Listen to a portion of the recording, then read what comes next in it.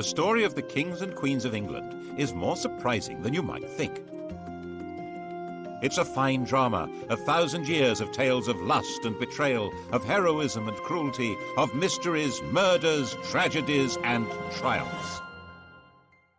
And it's also quite unlike the history of other countries' royalty. The thing about the kings and queens of England is that they're totally different from anywhere else, which probably explains why they're still in business, when almost everywhere else they've either been given the chop or have stopped being regal.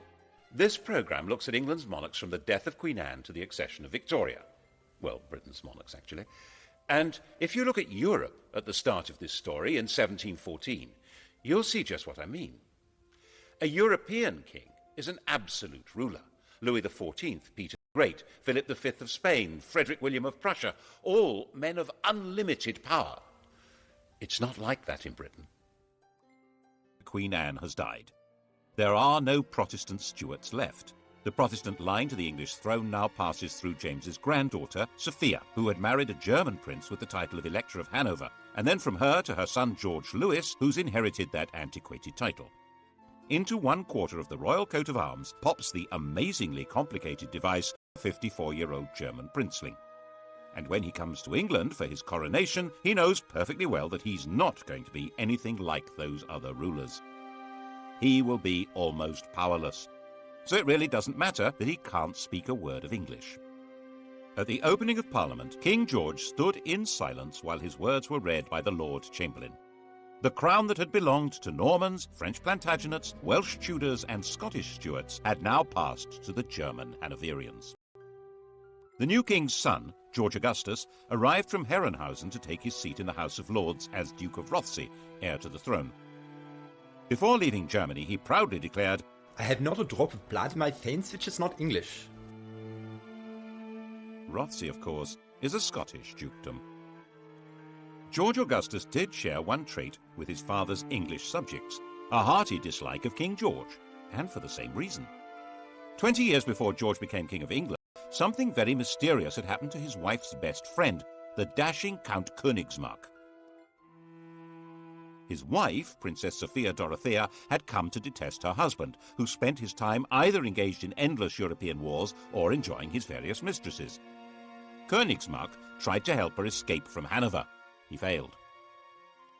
The Count simply disappeared from the face of the earth, and the princess was banished and imprisoned. Her son, George Augustus, never forgave his father. In fact, father-son detestation would be the defining mark of the Hanoverian dynasty. They thrived on it. The English weren't too keen on that sort of behaviour either.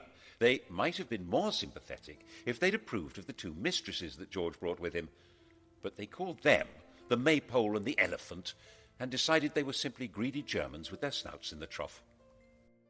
And there were Scottish noblemen who thought that with George lacking support in England, this might be an opportunity to hand the throne back to the Stuart family, and in particular to James II's son, living in France and known as the Pretender.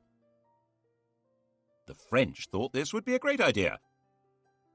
Louis XIV's mistress, Madame de Maintenon, even presented him with a song to be sung on his accession. It had originally been written for Louis to celebrate his recovery from a surgical procedure on his bottom. She translated it for the man who should, she thought, be James VIII of Scotland, and, why not, James III of England. God save a gracious King, long live a noble King, God save the King. The song turned out to be a bigger hit than the man.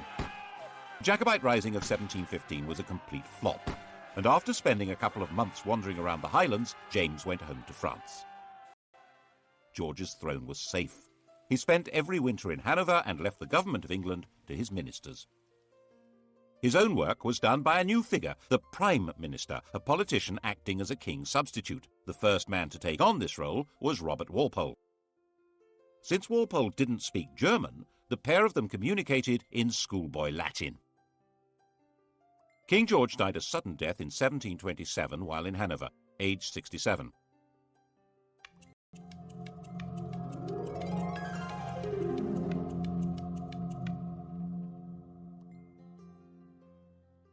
His son was living in Richmond, forbidden by the old man to take any part in court life or even to see his own children. When Walpole came with the news of his father's death, George II appears to have regarded it as a wind-up. "That is one big lie." But the outcast prince was indeed now George II, by the grace of God, King of Great Britain, France and Ireland, Defender of the Faith, Elector of Hanover, Duke of Brunswick-Lüneburg and Duke of Celle. When he'd been convinced, he came here to Leicester Square. At the time it was Leicester House, where he'd been running his own court. And here he was attended by the Archbishop of Canterbury, who formally presented the most powerful documents in the world. When William the Conqueror and Henry II died, their wills established who would rule after them. George took his father's will and, instead of opening it, shoved it in his pocket. It was never seen again, to the great disappointment of his father's mistresses. George II's wife, Queen Caroline, had very firm ideas on what should happen next, and her husband was quite obedient. The result was that everyone who'd been hoping for their own promotion in a changed government was disappointed. Walpole remained Prime Minister. He'd promised her that she would get a personal grant of £100,000 a year, double the offer his opposition came up with, and very little actually changed at all. That included the traditional hostility between anyone called King George and his son. The son in question was now, of course, the son of George II, Prince Frederick. According to Queen Caroline, he was the greatest ass, the greatest liar, the greatest canaille, and the greatest beast in the whole world, and we heartily wish he was out of it. She would have said it in German. George agreed with the Queen and refused to allow Frederick to marry Princess Wilhelmina of Prussia on the entirely sensible grounds that I did not think that engrafting my half-witted coxcomb upon a mad woman would improve the breed. Prince Frederick's view of his father was, by contrast, quite balanced and objective. He's an obstinate, self-indulgent, miserly martinet with an insatiable sexual appetite. Obstinate? Yes. Self-indulgent? A fair point. Miserly? Well, he had slashed Frederick's allowance to make him less of a social rival. Martinet? Well, certainly a man of relentless and determined regular routine. And the sexual appetite? We assumed that as his right.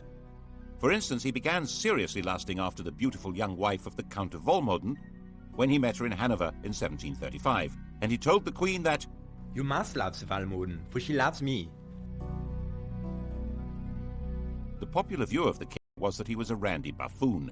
He seems to have been flattered by the jokes about his sexual efforts. As his father had once done, Frederick ran his own alternative court, which was far more popular than the king's. King George II didn't like that.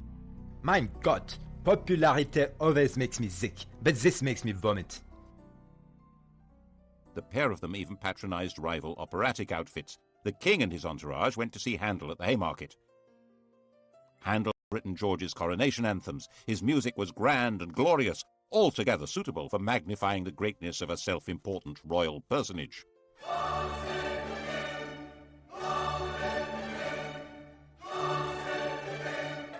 The prince and his crowd stayed away. They went instead to the Theatre Royal in Lincoln's Inn Fields. That was where opera was being transformed into popular musical theatre. The biggest hit was The Beggar's Opera, a vigorous tale of the criminal classes, which lots of people said was intended as a satire on the court and Walpole's government. When you censure the age, be cautious and sage, lest the courtiers offended should be. If you mention vice or bribe, 'tis so pat to all the tribe. Each cries, that was levelled at me. It was all very entertaining, watching royalty playing out their family quarrels, but they were not quite reduced to the level of powerless performers. King George was a fighting man, like his father, head of the army, and very much engaged in the quarrels between the rulers of continental Europe. Walpole tried hard to keep him out of wars, but in 1739 the king got his way and England went to war with Spain. This was the start of a steadily growing involvement in the power struggle between France, Prussia and the Habsburg Empire. Its culmination for George came in June 1743. He found himself under attack by the French at a German village called Dettingen. His horse bolted, but George stood in front of his troops, waved his sword and made a rather ponderous but actually rather brave little speech. Now, boys, now for the honor of England. Fire and behave bravely, or the French will soon run. And so he became the last English king to lead his troops in battle. It was a fierce fight, and George emerged a bit of a hero. But he didn't rule the country. Governments and ministers came and went not because he wanted them, but because Parliament wanted them. In fact, George called himself a prisoner on the throne. In 1745, he played no part in the battles of Prestonpans or Culloden, which were far more important to the throne than the Battle of Dettingen. After all, they were battles for the throne itself. The cause of King James Stuart, the king who'd fled from William of Orange in 1688, had never been forgotten by the Scottish Highlanders. Its supporters of a Roman Catholic monarchy, were called Jacobites, the Latin for James being Jacobus. James's son, the Pretender, had tried and failed to take the throne in 1715, and now, 30 years on, he was known as the Old Pretender. His son Charles, born in Rome, was the Young Pretender. Bonnie Prince Charlie to his supporters, Charles Casimir was 25 years old, pale, thin, romantic and brave. And he decided that George was so unpopular it would be a doddle to take over. He turned up at his own expense in the Hebrides and summoned the Scottish clans. Most of them responded, but out of a combination of loyalty and desperation rather than conviction. Enthusiastically welcomed into Edinburgh and roundly defeated the government army at Prestonpans. The news created a passion of patriotism when it reached London. The city might have lampooned the court and sneered at it, but this was different. That evening the king was visiting the theatre, the King's Theatre, Drury Lane, and the orchestra struck up a tune which they'd just got hold of. God save a gracious King, long live a noble King, God save the King. The audience loved it. None of them knew that it had been the Old Pretender's music, or the King of France's. The song had changed sides and became the national anthem. Actually, it became everybody's anthem at one time or another. Frenchmen, Germans, Russians, Swiss, Liechtensteiners, Swedes, Danes and Americans have all swelled with patriotic pride to exactly the same tune. But when God Save the King became London's big hit, it was because no one could see how the king would be saved any other way. Marshal Wade, the best officer in the government army, said that Scotland was lost and England would fall prey to the first comer. Lord, grant that Marshal Wade may by thy mighty aid victory bring. May he sedition hush, and like a torrent rush, rebellious Scots to crush. God save the King. The rebels took Manchester, then Derby. London trembled, but not as much as the clansmen. They'd marched expecting England to rise in their support and the French to invade. Instead, they had no support at all. Most fundamentally, they realized that the English would never accept a Roman Catholic king. They'd outflanked a large English army, but it was now on their tail, and another was coming up from London. So back they went, and the clansmen were finally slaughtered in their thousands at Culloden in April 1746. Charles hid out for months in the Scottish Islands, hunted through the mountains by troops and with a price on his head, but protected by tribal loyalties until he finally escaped back to France. And the clan culture of the Highlands was systematically and ruthlessly extirpated. Clans were dispersed, their leaders imprisoned or executed, plaid and weaponry and bagpipes were banned. The would-be Charles III made a bizarre secret return to England in 1750, where he converted to Protestantism and expected this would encourage his supporters to have more hope. They were more impressed by his degree of attachment to the bottle, not so much the king over. George also found his other great enemy removed. His son Frederick died in 1751. He'd been hit hard in the stomach by a tennis ball, and the resulting abdominal ulcer burst and killed him. The new heir to the throne was a 12-year-old child, Frederick's son, George. But the great problems of the kingdom were outside the king's grasp. His country was now a great imperial trading power, with huge involvements in India, the East Indies, North America, and the Mediterranean. So was France. At the same time, continental Europe was constantly boiling over into war, and Hanover was in the middle of that. In 1756, the great powers finally locked horns in a do-or-die struggle that would girdle the whole world. This would become the 7 Years' War. It was truly the First World War. Britain fought in the name of its king, but that king now neither directed policy nor took part in the battles. A new world. In fact, affairs were so far out of the king's control that when he dismissed ministers he didn't like, they came right back again. So far as the English were concerned, this was just how things ought to be. Englishmen were entitled to liberty. The despots were on the other side, Catholic France and Austria. Their whole life, commerce, industry, and fighting force was directed by royal tyrants who ruled over starving and powerless peasants.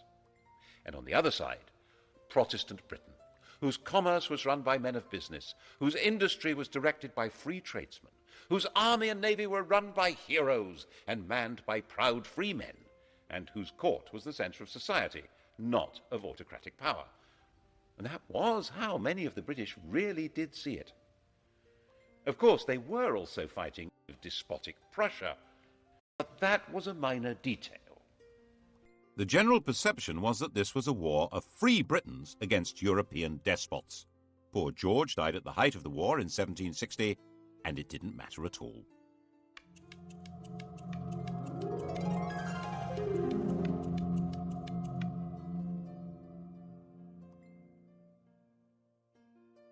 His grandson, now George III, was 22 years old.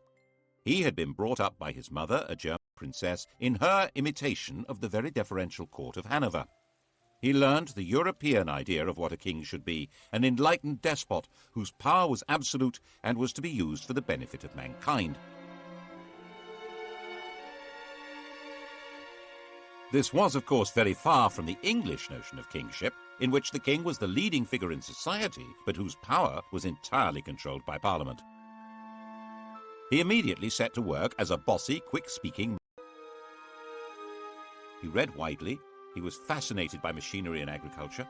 He was a man delighted by the agricultural and industrial revolutions, and he was determined to restore the crown to what he saw as its proper position, a position abandoned, in his view, by Georges I and II. Unlike them, he'd been born in England and spoke good English, even if his grasp of grammar was ropey, and he had no old or young pretender to challenge him. At the opening of his first Parliament, he declared, "Born and educated in this country, I glory in the name of Britain." Parliament was controlled by one party, the Whigs, effectively an oligarchy of rich men who ran the country by a system of bribery, patronage, and nepotism. George felt that it was his job to improve matters. And so began the most catastrophic reign since James II. If it hadn't been for George III's attempt to turn back the clock, the inhabitants of New York might still be using British passports, and the inhabitants of Los Angeles and Miami, Spanish ones. Now there's a thought. To break the power of the Whigs, he set about creating what was almost his own political party, a group of MPs known as the King's Friends. He took back the power of distributing positions and favours from the government and did it himself, so he soon built up a collection of political dependents. His first objective was to bring an end to the war. He didn't at all share the anti-French views of the Prime Minister, William Pitt. It took a lot of political manipulation, but in 1763, with Pitt removed from power, a peace treaty was signed. By this stage, the war had actually been won. Pitt's policies had resulted in Britain becoming the dominant colonial power in the world. Britain was more or less undisputed ruler of North America, India, the Caribbean, and much besides. And George took the credit, the glory, and tried to take control. At the end of the 7 Years' War, in 1763, the King of England ruled over more of the world than any man since Genghis Khan, an empire about 5 times larger than Rome. Of course, he wasn't in the position of an Asiatic tyrant, or even your common or garden European despot. His control would have to be through Parliament. His power was limited to choosing ministers, and even that wouldn't work if Parliament and the country wouldn't stomach them, as George kept finding out. His solution was to do all he could to increase his own influence in Parliament, in effect get stuck right into political intrigues. Since it was illegal to report parliamentary debates, people became very suspicious of what was going on. He spent huge sums on trying to influence elections and would even personally go out canvassing. On one occasion, for instance, bustling into a draper's shop, saying, "The Queen wants a gown," announcing who to vote for, and rushing out again. When things went wrong. When Parliament rejected a bill that would have helped the Spitalfields weavers, the weavers marched off to find the king at Wimbledon. Shades of the Peasants' Revolt. George listened to their complaints and persuaded them to go back home. But when they realized he wasn't going to help, they rioted, and he personally ordered out the troops. He said he would put himself at the head of the army or do anything else to save his country. He also had a hand in creating the notorious Stamp Act of 1765, which tried to make the English colonists in America pay a tax on paper. This was the moment at which the whole language of politics began to change. One Virginia colonist declared, "Caesar had his Brutus, Charles I his Cromwell. May George III profit from their example." The Cromwellian revolution of the previous century had certainly been driven by the connection between taxation and liberty. The issue now was that the 13 English colonies in America had their own governments, run by their own local oligarchies, and raising their own taxes. The idea that they could be taxed by the oligarchy in London, headed by the king, was totally outrageous. They would have no way to influence what was done or what they had to pay. Colonists who supported the government were threatened by their compatriots. Some were tarred and feathered. And by the time the act came into effect, there wasn't a single person who'd accepted the job of commissioner to collect the tax. It had to be repealed. There was similar alarm in England, as in his attempt to control Parliament, George arrested his leading critic there, John Wilkes. Mobs rioted in the name of Wilkes and liberty and threatened the king. Wilkes was released, and it was established that there was a legal right to report and criticize what happened in Parliament. But by 1770, he had created the political system he wanted. The political parties had collapsed, and he had a docile chief minister, Lord North, with a parliamentary majority through whom he could run things the way he thought they should be. George liked running things. Popularly known as Farmer George, he took a very close interest in modern farming methods, developing animal breeds and new crops. These were the same modern farming methods which, by enclosing common lands and creating large self-contained farms, were breaking up village communities all over England and creating a new class of half-starved, landless wage labourers. Bad harvests didn't help, nor did a collapse in trade. The colonists in America were showing their anger by refusing to import anything from Britain. Lord North decided the best thing to do was repeal all the taxes on them except for a symbolic tax on tea. 3 years later, he arranged another Act of Parliament to try to help the East India Company sell more tea in America, and radicals in Boston retaliated with a symbolic Tea Party, at which men dressed as Native Americans. The reaction in England, stirred by the popular press, was that the colonists must be punished. George certainly shared that view. Laws must decide whether they are to be subject to this country or independent. Misunderstanding the strength of feeling and of organization against them, the government tried to use too little force and triggered a full-scale rebellion. The rebel colonists proclaimed their independence in 1776, and with the backing of a large part of popular opinion in England, George was determined to fight them and crush them. The result, as many less warlike Englishmen had been warning, was disaster for England. Even Lord North wanted out, but George was in charge. The American Revolutionary War became a campaign not against unjust government or English rule, but against the very principle of monarchic government. George's determination to be active in government and place himself at the heart of politics created a new republican movement, a language in which to attack the rule of kings. The Peace of Versailles in 1783 forced Britain to recognize the United States of America. 6 years later, our host at Versailles, Louis XVI of France, was himself called on by a revolutionary crowd who carried him off and set up their own republic. The process of destroying monarchy was underway. Did George understand what he'd done? He certainly fretted about the American disaster, and perhaps it was his own sense of failure that made him display signs of mental disturbance in 1788, talking incessantly and behaving oddly. His doctor thought making him bleed would help. When that failed, the Prince of Wales took over the treatment. The Prince of Wales was 26 years old, a dashing, if rather fat, man about town, and in the grand tradition of their Hanoverian ancestors, King George and his son hated each other.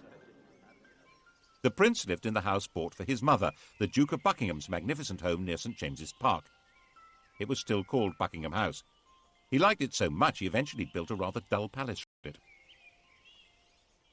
When he came of age, he'd set up his home in Clarence House, taken his seat in the House of Lords, and set about being a thorn in Daddy's flesh, partly by opposing his father's ministers and partly by his wildly extravagant social life, in the course of which he secretly married a glamorous widow, Mrs. Fitzherbert, after a passionate wooing process that included theatrically stabbing himself to safely produce as much blood as possible. The marriage was illegal. He wasn't allowed to wed without the king's consent. It was also significant that the lady was a Roman Catholic. In 1780, anti-Catholic rioters stirred up by Lord George Gordon had taken over London for a week. Eventually dispersed by troops on the king's orders, the Gordon Lord George. Prinny, as his friends called him, spent his time in gambling clubs, in the company of dandies like Beau Brummel, and put much energy into building the bizarre and spectacular pavilion in Brighton. That's where he was when he heard that the king was mentally ill, and he hurried off to Windsor to take over.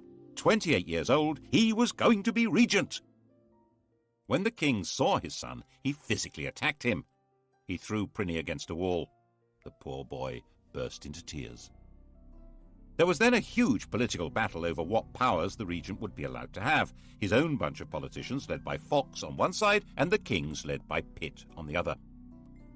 Fox's supporters saw Pitt as a sort of fungus with as many arms as an octopus, growing on and taking over the royal dunghill.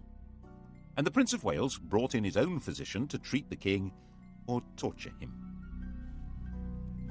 The royal physicians blistered the king's forehead to draw the poison out of his brain, forced him to take useless drugs, ordering servants to sit on the king when he resisted, and refused to let him have a fire in his room during the terribly cold winter.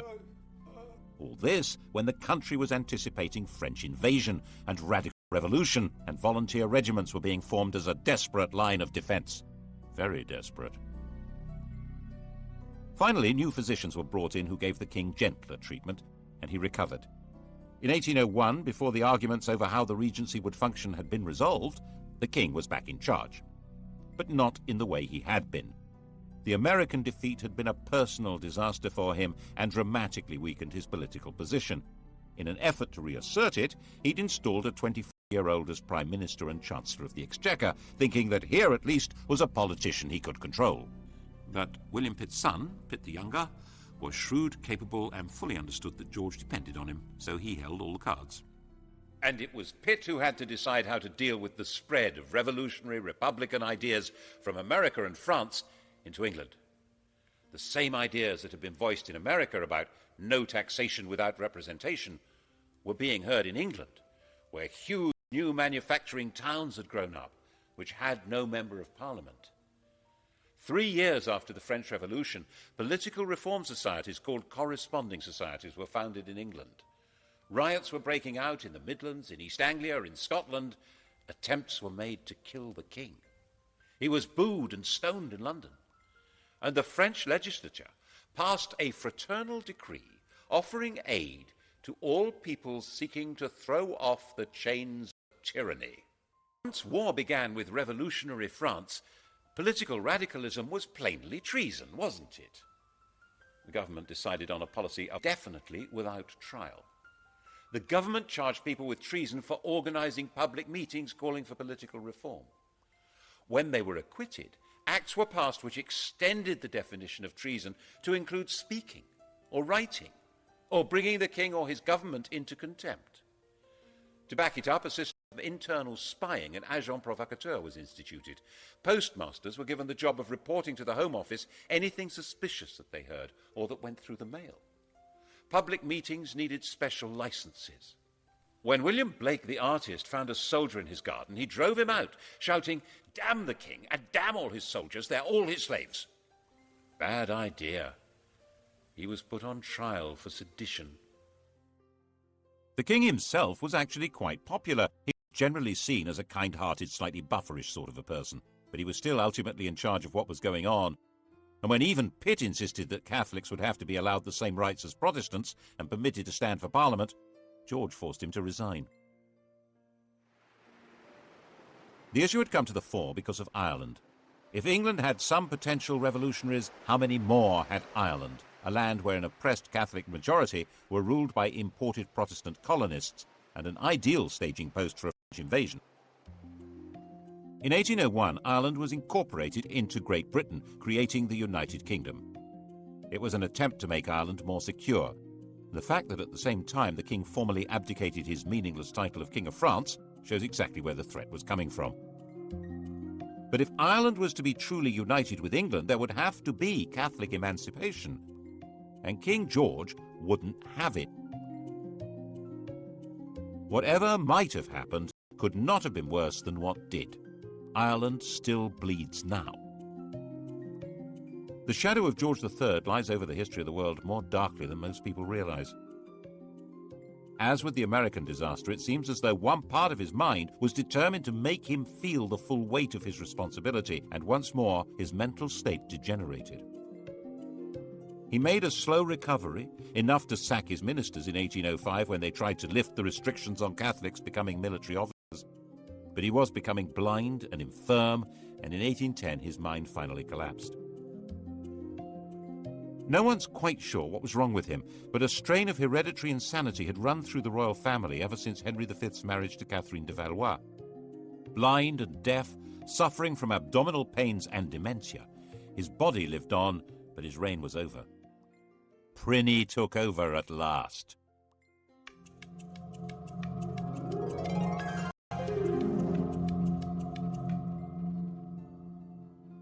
The European monarchy had been transformed. The enlightened despots had fallen. Napoleon's empire had swallowed them up, replacing them with dictators from his own family or under his control. Even Hanover had been overwhelmed. The Tsar still survived, but Napoleon was about to invade Russia. Britain stood virtually alone. And in Britain, the ancient principle of the royal prerogative was now in the fat, clammy hands of a gambling, massively indebted, roly-poly dandy with a passion for show and splendor. But the military genius of Wellington and Nelson didn't need a king to guide it. So under his uninspiring, even ridiculous leadership, Napoleon was defeated and the decrowned heads of Europe were brushed down and put back on their thrones. Why, the ruler of the United Kingdom even became King of Hanover. Prinny had been against everything his father stood for. But now he was in power, he suddenly adopted all his father's political principles, especially his determined opposition to letting Catholics have civil rights and to any reform of Parliament. Elections were basically a farce, with some MPs representing constituencies with almost no voters, and the vast majority of people unrepresented. The king thought this was fine. Lots of other people didn't. And this became a desperate issue in the years after the Napoleonic War. There were thousands of unemployed ex-soldiers. There was an agricultural depression made worse by the terrible summer of 1816, and there was increasing unemployment due to the use of new machinery. And the Prince of Wales's appetite for luxurious silverware and furniture grew mountainous. Graffiti appeared saying death or the regent's head. At the end of 1816, there was a full-scale riot in London aimed at setting up a radical government. The next month, the Prince Regent's carriage was mobbed on his way to open Parliament. The grim apparatus of repression was revived. The death penalty was restored for unlicensed public meetings. Printers of seditious material were to be seized. There was plenty of seditious material. The Prince Regent was a laughingstock. The flood of caricatures and satires was unstoppable. Extravagance was spectacular. A few years earlier, the government had agreed to clear his huge debts on condition that he made a legal marriage. The victim selected was his cousin Caroline of Brunswick, a charming, friendly and unassuming young lady who was also a bit of an exhibitionist. He spent the wedding night drunk. After 9 months to the day, Caroline gave birth to a daughter, but by then her husband had long abandoned her. He devoted himself to the pursuit of motherly mistresses and treated Caroline with a and the Brighton Pavilion made that declaration loud and clear. George III finally died in 1820, having notionally reigned for 60 years, the longest reign until Victoria. And he was 81, the longest life of any British ruler so far.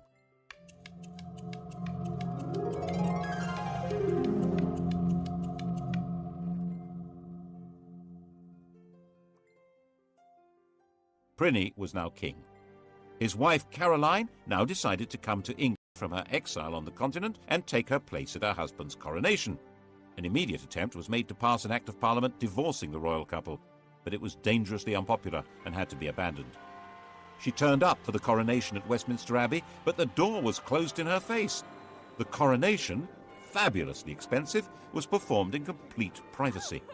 She went away broken-hearted and died less than 3 weeks later. Her body was to be returned to Brunswick for burial. The king, nervous of a riot, insisted that the coffin should not be transported through the city of London, but it was seized by Londoners, who staged their own funeral procession with it and were gunned down by the house guards at Hyde Park Corner. Afraid of being attacked and afraid of being laughed at because of his great swollen body, from 1823 King George IV avoided being seen in public. He even built a tunnel to allow him to get from his rooms in Brighton Pavilion to the riding school in private. And of course it was said ever since that it connected to his mistress's house. It became essential for the government to break the king's opposition to reform, especially with regard to Catholics, but he held the power of veto. The arguments went on hour after hour, day after day, with the king becoming more enraged and more ill, until finally he broke. By February of 1830, he was partially blind and raving, convinced that he'd commanded a division at Waterloo and ridden a winning race at Goodwood. And so he died. And they found 50 years of coats, boots and pantaloons, and countless bundles of women's love letters, of women's gloves, of locks of his many mistresses' hair. Why on earth did Britain need a king? What use was he to man or beast? Why in heaven's name wasn't there a revolution? The truth is, no one knows.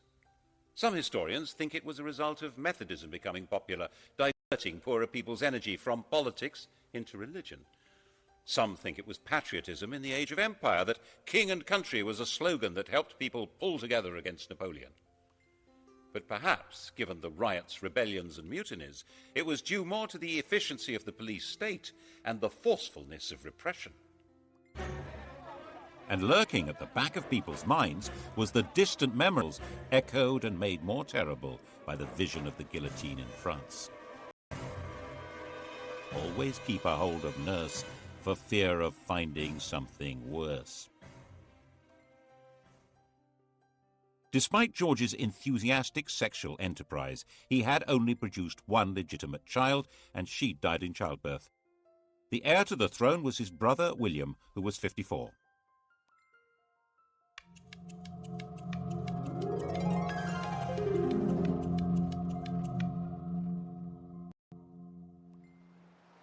He had been sent into the Navy as a young man, where he developed into a severe disciplinarian and a stickler for etiquette.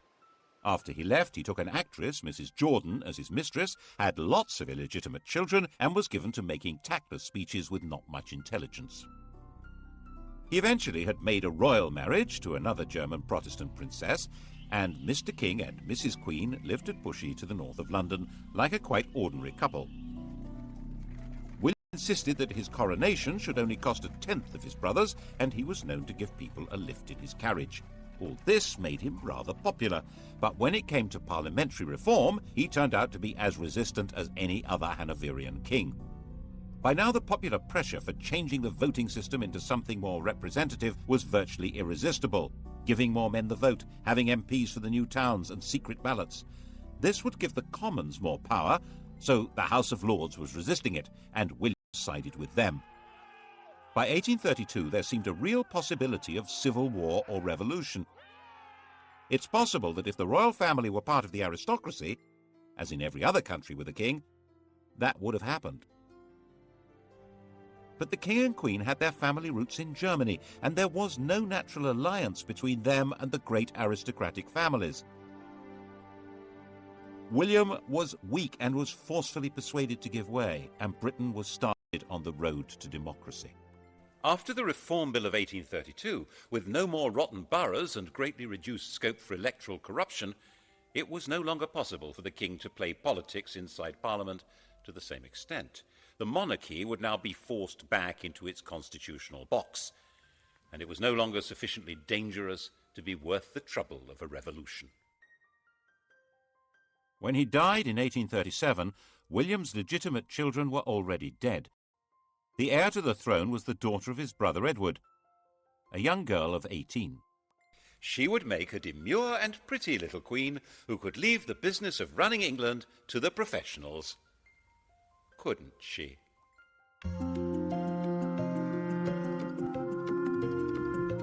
Sky Digital viewers, press red. On UK TV History next, the modern kings and queens of England coming up here on History, and starting on documentary, The Best of British. Blue Planet.